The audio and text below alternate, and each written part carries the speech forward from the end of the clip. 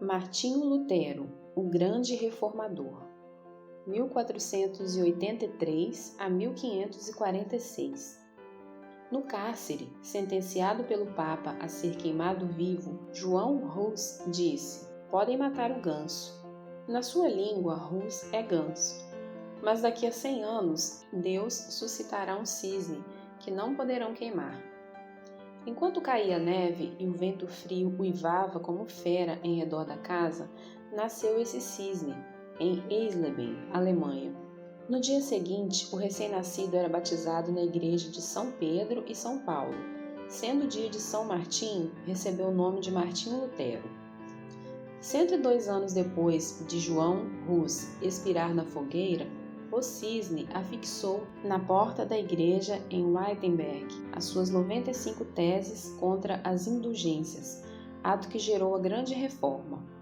João Hus enganara-se em apenas 2 anos na sua predição. Para dar o valor devido à obra de Martinho Lutero, é necessário notar algo das trevas e confusão dos tempos em que nasceu. Calcula-se que pelo menos 1 milhão de albingenses foram mortos na França, a fim de cumprir a ordem do Papa, para que esses hereges fossem cruelmente exterminados. Wycliffe, a estrela da alva da Reforma, traduzira a Bíblia para a língua inglesa. João Hus, discípulo de Wycliffe, morrera na fogueira, na Boêmia, suplicando ao Senhor que perdoasse aos seus perseguidores. Jerônimo de Praga, companheiro de Hus e também erudito, sofrera o mesmo suplício, cantando hinos nas chamas, até o último suspiro. João Wessalia, notável pregador de Erfurt, fora preso por ensinar que a salvação é pela graça. Seu frágil corpo fora metido entre ferros, onde morreu 4 anos antes do nascimento de Lutero. Na Itália, 15 anos depois de Lutero nascer, Savonarola, homem dedicado a Deus e fiel pregador da palavra, foi enforcado e seu corpo reduzido a cinzas, por ordem da Igreja Romana. Em tempos assim, nasceu Martinho Lutero. Como muitos dos mais célebres entre os homens, era de família pobre. Dizia ele: "Sou filho de camponeses. Meu pai, meu avô e meu bisavô eram verdadeiros camponeses." A isso acrescentava: "Há tanta razão para vangloriarmos-nos da nossa ascendência, quanto há para o diabo se orgulhar da sua linhagem angélica." Os pais de Martinho, para vestir, alimentar e educar seus 7 filhos, esforçavam-se incansavelmente. O pai trabalhava nas minas de cobre. A mãe, além do serviço doméstico, trazia lenha às costas da floresta. Os pais não somente se interessavam pelo desenvolvimento físico e intelectual dos filhos, mas também do espiritual.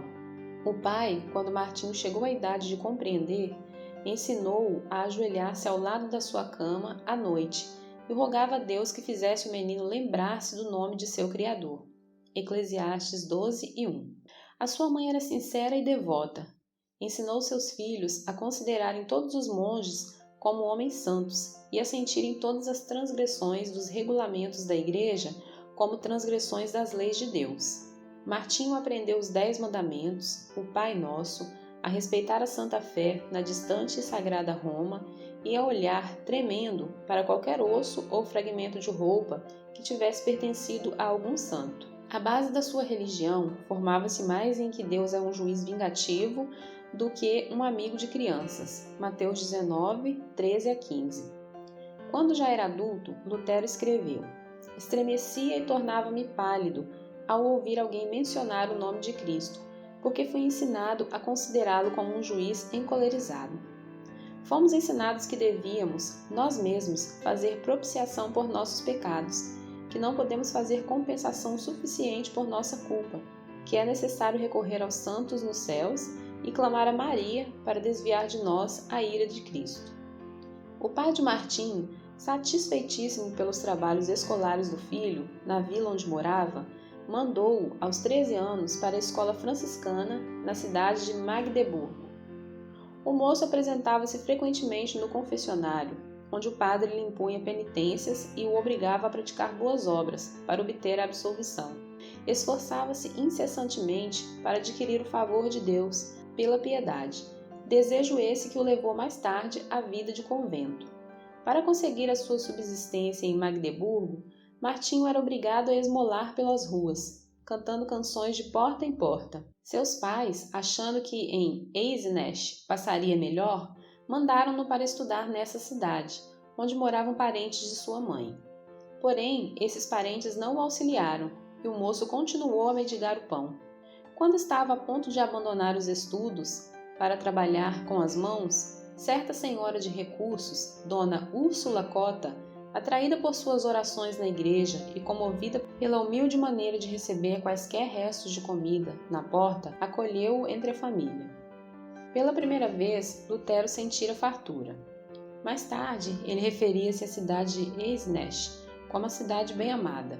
Quando Lutero se tornou famoso, um dos filhos da família Cota cursava em Wittenberg, onde Lutero o recebeu na sua casa. Domiciliado na casa da sua extremosa mãe adotiva, Dona Úrsula, Martinho desenvolveu-se rapidamente, recebendo uma sólida educação. Seu mestre, João Trebúnius, era homem culto e de métodos esmerados.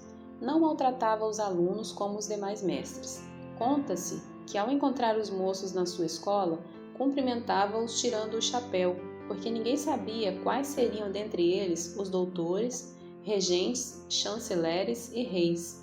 O ambiente da escola e no lar era favorável para produzir um caráter forte e inquebrantável, tão necessário para enfrentar os mais temíveis inimigos de Deus. Martinho Lutero era mais sóbrio e devoto que os demais rapazes da sua idade. Acerca deste fato, Dona Úrsula, na hora da morte, diz que Deus tinha abençoado seu lar grandemente desde o dia em que Lutero entrara em sua casa. Logo depois, os pais de Martinho alcançaram certa abastança. O pai alugou um forno para a fundição de cobre e depois passou a possuir mais 2. Foi eleito vereador na sua cidade e começou a fazer planos para educar seus filhos. Mas Martinho nunca se envergonhou dos dias de sua provação e miséria. Antes, reconhecia que fora a mão de Deus, dirigindo-o e qualificando-o para sua grande obra. Como poderia alguém, depois de homem feito, encarar fiel e destacadamente as vicissitudes da vida, se não aprendesse por experiência enquanto era jovem? Aos 18 anos, Martinho ansiava estudar numa universidade. Seu pai, reconhecendo a idoneidade do filho, enviou-o a Erfurt, o centro intelectual do país, onde cursavam mais de 1000 estudantes. O moço estudou com tanto afinco que no fim do 3º semestre obteve o grau de bacharel em filosofia. Com a idade de 21 anos, alcançou o 2º grau acadêmico e o de doutor em filosofia. Os estudantes, professores e autoridades prestaram-lhe significativa homenagem. Havia dentro dos muros de Erfurt 100 prédios que pertenciam à igreja, inclusive 8 conventos. Havia também uma importante biblioteca que pertencia à universidade, e aí Lutero passava todo o tempo de que podia dispor. Sempre suplicava fervorosamente a Deus que o abençoasse nos estudos. Dizia ele: orar bem é a melhor parte dos estudos. Acerca dele escreveu certo colega: cada manhã ele precede seus estudos com uma visita à igreja e uma prece a Deus. Seu pai, desejoso de que seu filho se formasse em direito e se tornasse célebre, comprou-lhe a caríssima obra Corpus Juris. Mas a alma de Lutero suspirava por Deus acima de todas as coisas. Vários acontecimentos influenciaram-no a entrar para a vida monástica, passo que entristeceu profundamente seu pai e horrorizou seus companheiros de universidade. Primeiro, achou na biblioteca o maravilhoso livro dos livros, a Bíblia completa em latim. Até aquela ocasião, supunha que as pequenas porções escolhidas pela igreja para serem lidas aos domingos constituíssem o todo da palavra de Deus. Depois de uma longa leitura, exclamou: "Oh, se a providência me desse um livro como este, só para mim!" Continuando a ler as Escrituras, seu coração começou a perceber a luz e a sua alma a sentir ainda mais sede de Deus. A essa altura, quando se bacharelou, os estudos custaram-lhe uma doença que o levou às portas da morte. Assim, a fome pela palavra de Deus ficou ainda mais enraizada no coração de Lutero. Algum tempo depois da sua doença, em viagem para visitar a família, sofreu um golpe de espada e 2 vezes quase morreu, antes de um cirurgião conseguir pensar-lhe a ferida. Para Lutero, a salvação da sua alma ultrapassava qualquer outro anelo. Certo dia, um de seus íntimos amigos na universidade foi assassinado. "Ah!", exclamou Lutero horrorizado. "O que seria de mim se eu tivesse sido chamado desta para outra vida tão inopinadamente?" Mas, de todos esses acontecimentos, o que mais o abalou em espírito foi o que experimentou durante uma terrível tempestade, quando voltava de visitar seus pais. Não havia abrigo próximo. Os céus estavam em brasa. Os raios rasgavam as nuvens a cada instante. De repente, um raio caiu ao seu lado. Lutero, tomado de grande susto e sentindo-se perto do inferno, prostrou-se gritando: "Santana, salva-me e tornar-me-ei monge." Lutero chamava a esse incidente a minha estrada, caminho de Damasco, e não tardou em cumprir a sua promessa feita a Santana. Convidou então os seus colegas para cearem com ele. Depois da refeição, enquanto eles se divertiam com palestras e música, repentinamente anunciou-lhes que dali em diante poderiam considerá-lo como morto, pois ia entrar para o convento. Debalde os seus companheiros procuraram dissuadi-lo do seu plano. Na escuridão da mesma noite, o moço, antes de completar 22 anos, dirigiu-se ao convento dos agostinianos e bateu. A porta abriu-se e Lutero entrou. O professor, admirado e festejado, a glória da universidade, aquele que passara os dias e as noites curvado sobre os livros, tornara-se irmão agostiniano. O mosteiro dos agostinianos era o melhor dos claustros de Erfurt. Seus monges eram pregadores da cidade, estimados por suas obras entre os pobres e oprimidos. Nunca houve um monge naquele convento mais submisso, mais devoto, mais piedoso do que Martinho Lutero. Submetia-se aos serviços mais humildes, como o de porteiro, coveiro, varredor da igreja e das celas dos monges. Não recusava mendigar o pão cotidiano para o convento nas ruas de Erfurt. Durante o ano de noviciado, antes de Lutero ser feito monge, seus amigos fizeram de tudo para dissuadi-lo de confirmar esse passo. Os companheiros que convidara para cearem com ele, quando anunciou a sua intenção de ser monge, ficaram no portão do convento 2 dias, esperando que ele voltasse. Seu pai, vendo que seus rogos eram inúteis e que todos os seus anelantes planos acerca do filho iam fracassar, quase enlouqueceu. Assim se justificou Lutero. "Fiz a promessa a Santana para salvar a minha alma. Entrei para o convento e aceitei esse estado espiritual somente para servir a Deus e ser-lhe agradável durante a eternidade." Quão grande, porém, era sua ilusão. Depois de procurar crucificar a carne pelos jejuns prolongados, pelas privações mais severas e com vigílias sem conta, achou que, embora encarcerado na sua cela, tinha ainda de lutar contra os maus pensamentos. A sua alma clamava: "Dá-me santidade ou morro por toda a eternidade. Leva-me ao rio de água pura e não a estes mananciais de águas poluídas. Traze-me as águas da vida que saem do trono de Deus." Certo dia Lutero achou, na biblioteca do convento, uma velha Bíblia latina, presa à mesa por uma cadeia. Achara, enfim, um tesouro infinitamente maior do que todos os tesouros literários do convento. Ficou tão embevecido que durante semanas inteiras deixou de repetir as orações diurnas de ordem. Então, despertado pelas vozes da sua consciência, arrependeu-se da sua negligência. Era tanto o remorso que não podia dormir. Apressou-se a reparar o seu erro, fê-lo com tanto anseio que não se lembrava de alimentar-se. Então, enfraquecidíssimo por tantos jejuns e vigílias, sentiu-se oprimido pelas apreensões até perder os sentidos e cair por terra. Aí os outros monges o acharam, admirados novamente de sua excepcional piedade. Lutero somente voltou a si depois de um grupo de coristas o haver rodeado cantando. A suave harmonia penetrou-lhe o coração e despertou seu espírito, porém, ainda assim lhe faltava a paz perpétua para a alma. Ainda não havia ouvido cantar o coro celestial. Glória a Deus nas maiores alturas, paz na terra, boa vontade para com os homens. Nessa altura, o vigário-geral da ordem agostiniana, Staupitz, visitou o convento. Era homem de grande discernimento e devoção enraizada. Compreendeu logo o problema do jovem monge.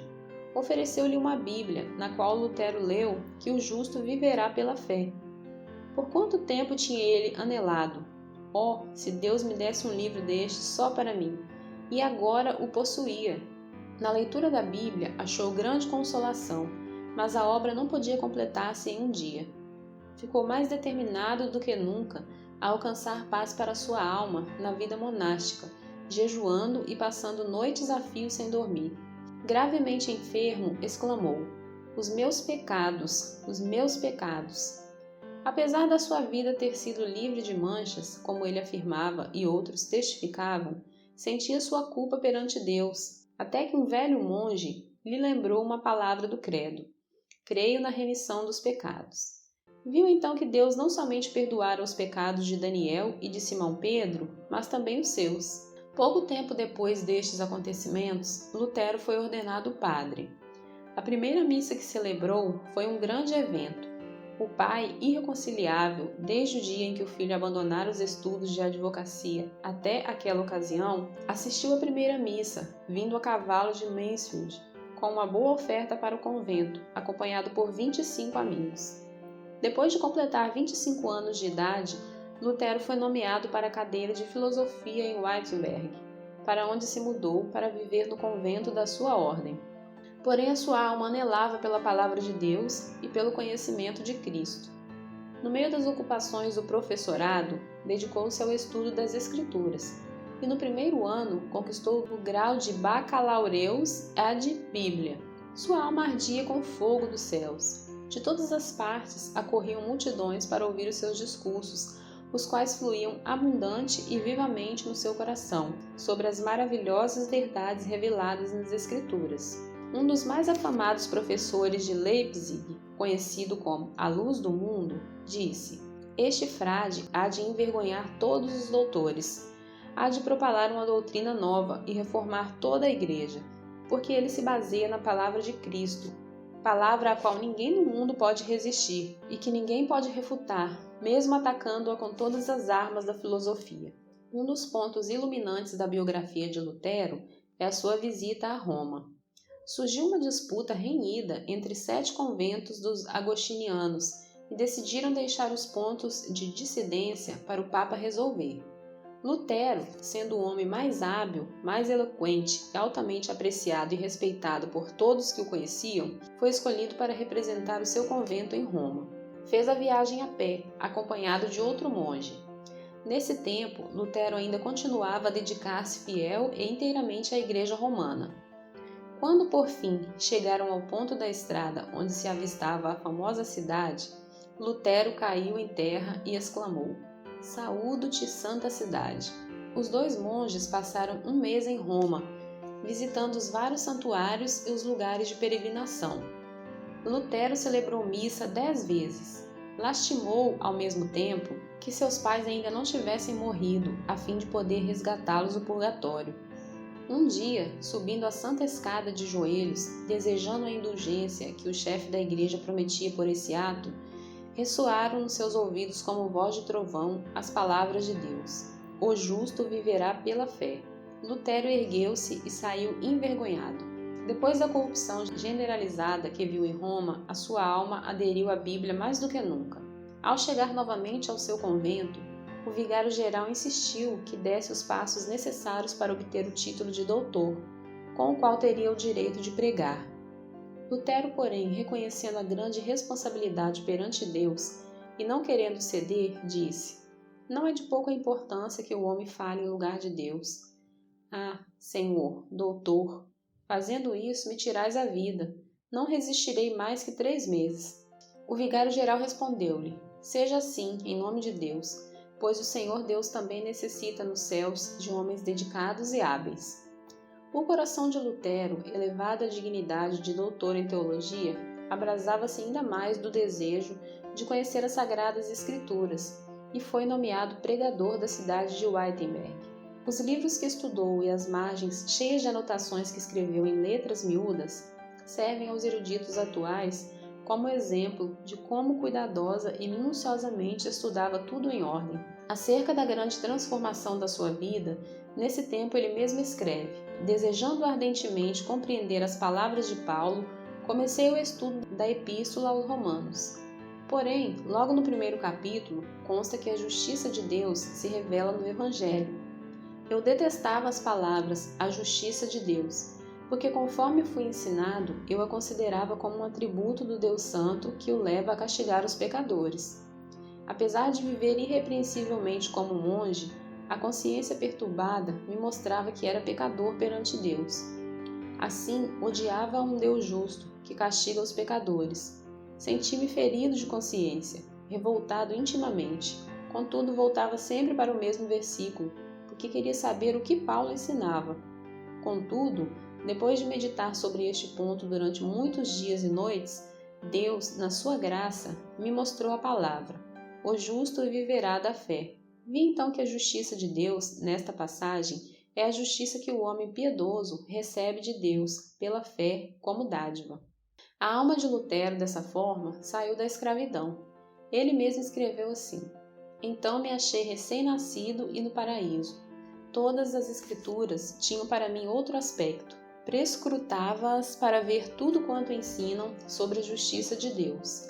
Antes, estas palavras eram-me detestáveis. Agora as recebo como mais intenso amor. A passagem me servia como a porta do paraíso." Depois dessa experiência, pregava diariamente. Em certas ocasiões, pregava até 3 vezes ao dia, conforme ele mesmo conta.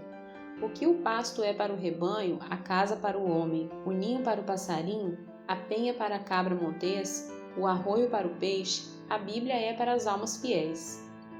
A luz do Evangelho, por fim, tomara o lugar das trevas, e a alma de Lutero abrasava por conduzir os seus ouvintes ao Cordeiro de Deus, que tira todo o pecado. Lutero levou o povo a considerar a verdadeira religião, não como uma mera profissão ou sistema de doutrinas, mas como a vida em Deus. A oração não era mais um exercício sem sentido, mas o contato do coração com Deus, que cuida de nós com um amor indizível.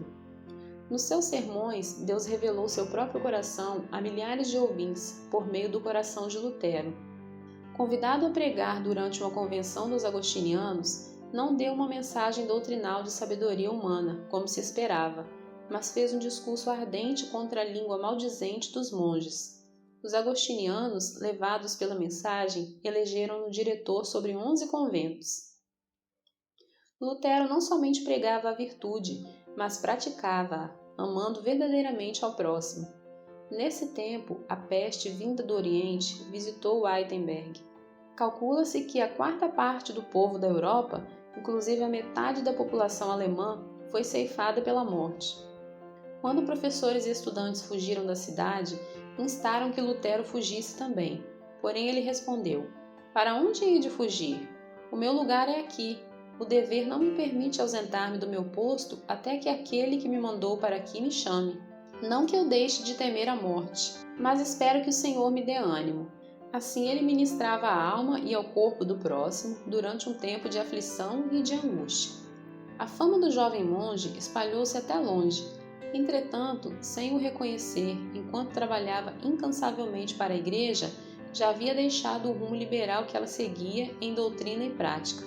Em outubro de 1517, Lutero afixou à porta da igreja do castelo em Wittenberg as suas 95 teses, o teor das quais é que Cristo requer o arrependimento e a tristeza pelo pecado, e não a penitência. Lutero afixou as teses ou proposições para um debate público na porta da igreja, como era costume nesse tempo, mas as teses escritas em latim foram logo traduzidas em alemão, holandês e espanhol. Antes de decorrido um mês, para surpresa de Lutero, já estavam na Itália, fazendo estremecer os alicerces do velho edifício de Roma. Foi desse ato de afixar as 95 teses da igreja de Wittenberg que nasceu a Reforma, isto é, que tomou forma o grande movimento de almas que em todo o mundo ansiavam voltar para a fonte pura, a palavra de Deus. Contudo, Lutero não atacara a igreja romana, mas antes pensou fazer a defesa do Papa contra os vendedores de indulgências. Em agosto de 1518, Lutero foi chamado a Roma para responder a uma denúncia de heresia. Contudo, o eleitor Frederico não consentiu que fosse levado para fora do país. Assim, Lutero foi intimado a apresentar-se em Augsburgo. Eles te queimarão vivo, insistiram seus amigos. Lutero, porém, respondeu resolutamente: se Deus sustenta a causa, ela será sustentada. A ordem do núncio do Papa em Augsburgo foi: retrate-se ou não voltará daqui. Contudo, Lutero conseguiu fugir, passando por uma pequena cancela no muro da cidade, na escuridão da noite. Ao chegar de novo em Wittenberg, um ano depois de afixar as teses, era o homem mais popular de toda a Alemanha. Não havia jornais nesse tempo, mas fluíam da pena de Lutero respostas a todos os seus críticos para serem publicadas em folhetos. O que escreveu dessa forma, hoje seriam 100 volumes. O célebre Erasmo, da Holanda, assim escreveu a Lutero: seus livros estão despertando todo o país. Os mais eminentes da Inglaterra gostam de seus escritos. Quando a bula de excomunhão, enviada pelo Papa, chegou em Wittenberg, Lutero respondeu com um tratado dirigido ao Papa Leão X, exortando-o, no nome do Senhor, a que se arrependesse. A bula do Papa foi queimada fora do muro da cidade de Wittenberg, perante grande ajuntamento do povo. Assim escreveu Lutero ao vigário-geral: no momento de queimar a bula, estava tremendo e orando, mas agora estou satisfeito de ter praticado este ato enérgico. Lutero não esperou até que o Papa o excomungasse, mas deu logo o pulo da Igreja Romana para a Igreja do Deus Vivo. Porém, o imperador Carlos V, que ia convocar sua primeira dieta da cidade de Worms, queria que Lutero comparecesse para responder pessoalmente aos seus acusadores. Os amigos de Lutero insistiam em que recusasse ir. Não fora João Hus entregue a Roma para ser queimado apesar da garantia de vida da parte do imperador? Mas em resposta a todos os que se esforçavam por dissuadi-lo de comparecer perante seus terríveis inimigos, Lutero, fiel à chamada de Deus, respondeu: ainda que haja em Worms tantos demônios, quantas sejam as telhas dos telhados, confiando em Deus, eu aí entrarei. Depois de dar ordens acerca do trabalho, no caso de ele não voltar, partiu. Na sua viagem para Worms, o povo afluía em massa para ver o grande homem que teve coragem de desafiar a autoridade do Papa. Em Mora, pregou ao ar livre, porque as igrejas não mais comportavam as multidões que queriam ouvir seus sermões. Ao avistar as torres das igrejas de Worms, levantou-se na carroça em que viajava e cantou seu hino, o mais famoso da Reforma, em Festberg, isto é, Castelo Forte é nosso Deus. Ao entrar, por fim, na cidade, estava acompanhado de uma multidão de povo muito maior do que a que fora ao encontro de Carlos V. No dia seguinte, foi levado perante o imperador, ao lado do qual se achava um delegado do Papa, 6 eleitores do Império, 25 duques, 8 margraves, 30 cardeais e bispos, 7 embaixadores, os deputados de 10 cidades e grande número de príncipes, condes e barões. É fácil imaginar que o reformador era um homem de grande coragem e de físico forte para enfrentar tantas feras que ansiavam despedaçar-lhe o corpo. A verdade é que passara uma grande parte da vida afastado dos homens e, mais ainda, achava-se fraco da viagem, na qual foi necessário que um médico o atendesse. Entretanto, mostrou-se corajoso, não na sua própria força, mas no poder de Deus. Sabendo que tinha que comparecer perante uma das mais imponentes assembleias de autoridades religiosas e civis de todos os tempos, Lutero passou a noite anterior de vigília. Prostrado com o rosto em terra, lutou com Deus, chorando e suplicando. Um dos seus amigos ouviu-o orar assim: ó Deus Todo-Poderoso, a carne é fraca, o diabo é forte. Ah, Deus, meu Deus, que perto de mim estejas contra a razão e a sabedoria do mundo. Falo, pois, somente tu o que podes fazer. Não é a minha causa, mas sim a tua. Que tenho eu com os grandes da terra? É a tua causa, Senhor, a tua justa e eterna causa. Salva-me, ó Deus. Deus fiel, somente em ti confio. Ó Deus, meu Deus, vem, estou pronto a dar, como um cordeiro, a minha vida. O mundo não conseguirá prender a minha consciência, ainda que esteja cheio de demônios. E se o meu corpo tem de ser destruído, a minha alma te pertence e estará contigo eternamente. Conta-se que no dia seguinte da ocasião de Lutero transpor a porta para comparecer perante a Dieta, o veterano general Freudesburgo colocou a mão no ombro do reformador e disse-lhe: Pequeno monge, vais a um encontro diferente que eu ou qualquer outro capitão jamais experimentamos, mesmo nas nossas conquistas mais ensanguentadas. Contudo, se a causa é justa, e sabes que o é, avança no nome de Deus e não temas nada. Deus não te abandonará. O grande general não sabia que Martinho Lutero vencera a batalha em oração e que entrava somente para declarar-lhes que a havia vencido de maiores inimigos. Quando o anúncio do Papa exigiu de Lutero, perante a augusta Assembleia, que se retratasse, ele respondeu: Se não me refutardes pelo testemunho das Escrituras ou por argumentos, desde que não creio somente nos papas e nos concílios, por ser evidente que já muitas vezes se enganaram e se contradisseram uns aos outros, a minha consciência tem que ficar submissa à palavra de Deus. Não posso retratar-me, nem me retratarei de qualquer coisa, pois não é justo nem seguro agir contra a consciência. Deus me ajude. Amém. De volta ao seu aposento, Lutero levantou as mãos ao céu e exclamou com o rosto todo iluminado: Está cumprido, está cumprido. Se eu tivesse 1000 cabeças, preferiria que todas fossem decepadas antes de me retratar. A cidade de Worms, ao receber as notícias da ousada resposta de Lutero ao anúncio do Papa, alvoroçou-se. As palavras do reformador foram publicadas e espalhadas entre o povo que afluiu para honrá-lo. Apesar de os papistas não conseguirem influenciar o imperador a violar o salvo-conduto para que pudessem queimar numa fogueira o assim chamado herege, Lutero teve de enfrentar outro grave problema. O edito de excomunhão entraria imediatamente em vigor. Lutero, por causa da excomunhão, era criminoso e, ao findar o prazo do seu salvo-conduto, devia ser entregue ao imperador. Todos os seus livros deviam ser apreendidos e queimados. O ato de ajudá-lo em qualquer maneira era crime capital, mas para Deus é fácil cuidar dos seus filhos. Lutero, regressando a Wittenberg, foi repentinamente rodeado num bosque por um bando de cavaleiros mascarados, que depois de despedirem as pessoas que o acompanhavam, conduziram-no alta noite ao castelo de Wartburgo, perto de Eisenach. Isso foi um estratagema do príncipe da Saxônia para salvar Lutero dos inimigos que planejavam assassiná-lo antes de chegar a casa. No castelo, Lutero passou muitos meses disfarçado. Tomou o nome de Cavaleiro Jorge e o mundo o considerava morto.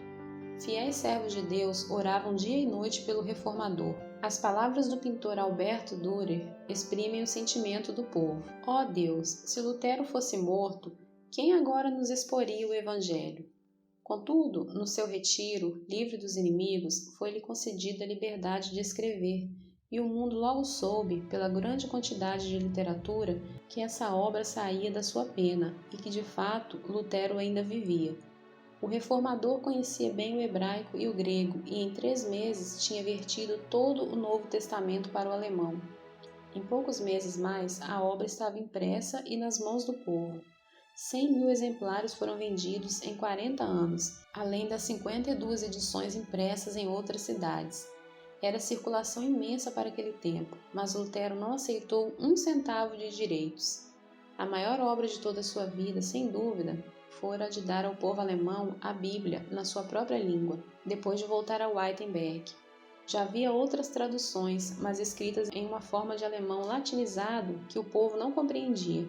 A língua alemã desse tempo era um agregado de dialetos, mas Lutero, ao traduzir a Bíblia, deu ao povo a língua que serviu depois a homens como Goethe e Schiller para escreverem as suas obras. O seu êxito em traduzir as Sagradas Escrituras para o uso dos mais humildes verifica-se no fato de que, depois de 4 séculos, a sua tradução permanece como a principal.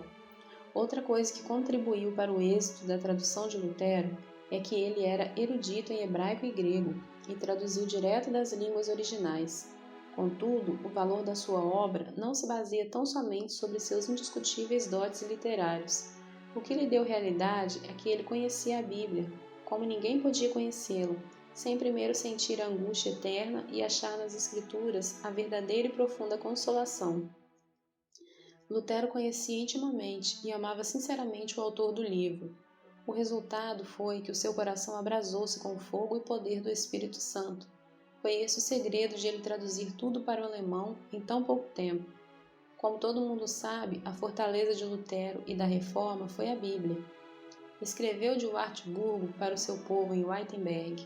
Jamais em todo o mundo se escreveu um livro mais fácil de compreender do que a Bíblia. Comparado aos outros livros, é como o sol em contraste com todas as demais luzes. Não vos deixeis levar a abandoná-la sob qualquer pretexto da parte deles. Se vos afastardes dela por um momento, tudo estará perdido. Podem levar-vos para onde quer que desejem.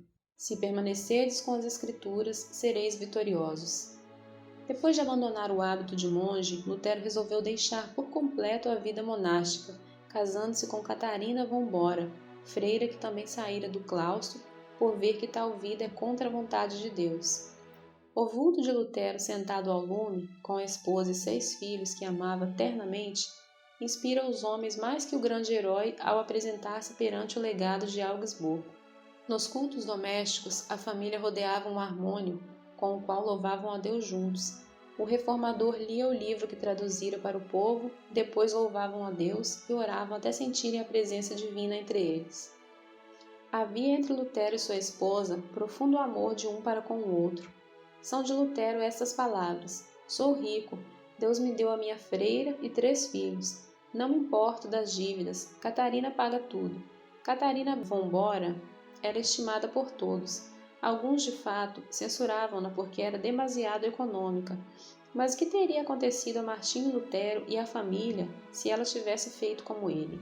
Dizia-se que ele, aproveitando-se da doença dela, cedeu a seu prato de comida a certo estudante que estava com fome. Não aceitava um creuser dos seus alunos e recusava vender seus escritos, deixando todo o lucro para os tipógrafos. Nas suas meditações sobre as Escrituras, muitas vezes se esquecia das refeições. Ao escrever o comentário sobre o Salmo 23, passou 3 dias no quarto comendo somente pão e sal. Quando a esposa chamou um serralheiro e quebraram a fechadura, acharam-no escrevendo, mergulhado em pensamentos e esquecido de tudo ao seu redor. É difícil concebermos a magnitude das coisas que devemos atualmente a Martinho Lutero. O grande passo que deu para que o povo ficasse livre para servir a Deus, como ele mesmo ensina, está além da nossa compreensão. Era grande músico e escreveu alguns dos hinos mais espirituais cantados atualmente. Compilou o primeiro inário e inaugurou o costume de todos os assistentes aos cultos cantarem juntos. Insistiu em que não somente os do sexo masculino, mas também os do feminino fossem instruídos, tornando-se assim o pai das escolas públicas. Antes dele, o sermão nos cultos era de pouca importância, mas Lutero fez do sermão a parte principal do culto. Ele mesmo serviu de exemplo para acentuar esse costume. Era pregador de grande porte, considerava-se como sendo nada. A mensagem saía-lhe do íntimo do coração, o povo sentia a presença de Deus. Em Zwickau, pregou a um auditório de 25.000 pessoas na praça pública. Calcula-se que escreveu 180 volumes na língua materna e quase um número igual no latim. Apesar de sofrer de várias doenças, sempre se esforçava dizendo: se eu morrer na cama, será uma vergonha para o Papa. Os homens geralmente querem atribuir o grande êxito de Lutero à sua extraordinária inteligência e aos seus destacados dons. O fato é que Lutero também tinha o costume de orar horas a fio. Dizia que se não passasse 2 horas de manhã orando, recearia que Satanás ganhasse a vitória sobre ele durante o dia. Certo biógrafo seu escreveu: o tempo que ele passa em oração produz o tempo para tudo o que faz. O tempo que passa com a palavra vivificante enche o coração até transbordar em sermões, correspondência e ensinamentos. A sua esposa disse que as orações de Lutero eram, às vezes, como os pedidos insistentes do seu filhinho Ranchen, confiando na bondade de seu pai. Outras vezes eram como a luta de um gigante na angústia do combate. Encontra-se o seguinte na História da Igreja Cristã, por Sauer, volume 3, página 406. Martinho Lutero profetizava, evangelizava, falava línguas e interpretava, revestido de todos os dons do Espírito. Nos seus 62 anos, pregou seu último sermão sobre o texto: ocultastes essas coisas aos sábios e entendidos e as revelastes aos pequeninos. No mesmo dia, escreveu para sua querida Catarina: lança o teu cuidado sobre o Senhor, e ele te susterá. Amém. Isso foi na última carta que escreveu. Vivia sempre esperando que o Papa conseguisse executar a repetida ameaça de queimá-lo vivo. Contudo, não era essa a vontade de Deus. Cristo o chamou enquanto sofria de um ataque do coração, em Eisleben, cidade onde nascera. São estas as últimas palavras de Lutero. Vou render o espírito. Então louvou a Deus em alta voz. Ó meu Pai Celeste, meu Deus, Pai de nosso Senhor Jesus Cristo, em quem creio e a quem preguei e confessei, amei e louvei. Ó meu querido Senhor Jesus Cristo, encomendo-te a minha pobre alma. Ó meu Pai Celeste, em breve tenho de deixar este corpo, mas sei que ficarei eternamente contigo e que ninguém pode me arrebatar das tuas mãos. Então, depois de recitar João 13,16 3 vezes, repetiu as palavras: Pai, em tuas mãos entrego o meu espírito, pois tu me resgataste. Deus fiel, assim fechou os olhos e adormeceu. Um imenso cortejo de crentes que o amavam ardentemente, com 50 cavaleiros à frente, saiu de Eisleben para Wittenberg. Passando pela porta da cidade, onde o reformador queimara a bula de excomunhão, entrou pelas portas da igreja, onde há 29 anos afixara suas 95 teses. No culto fúnebre, Guggenheim, o pastor, e Melanchthon, inseparável companheiro de Lutero, discursaram. Depois abriram a sepultura, preparada ao lado do púlpito, e ali depositaram o corpo. 14 anos depois, o corpo de Melanchthon achou descanso do outro lado do púlpito. Em redor dos dois jazem os restos mortais de mais de 90 mestres da universidade. As portas da igreja do castelo, destruídas pelo fogo no bombardeio de Wittenberg em 1760, foram substituídas por portas de bronze em 1812, nas quais estão gravadas as 95 teses. Contudo, este homem que perseverou em oração deixou gravadas, não no metal que perece, mas em centenas de milhões de almas imortais, a palavra de Deus, que dará fruto para toda a eternidade.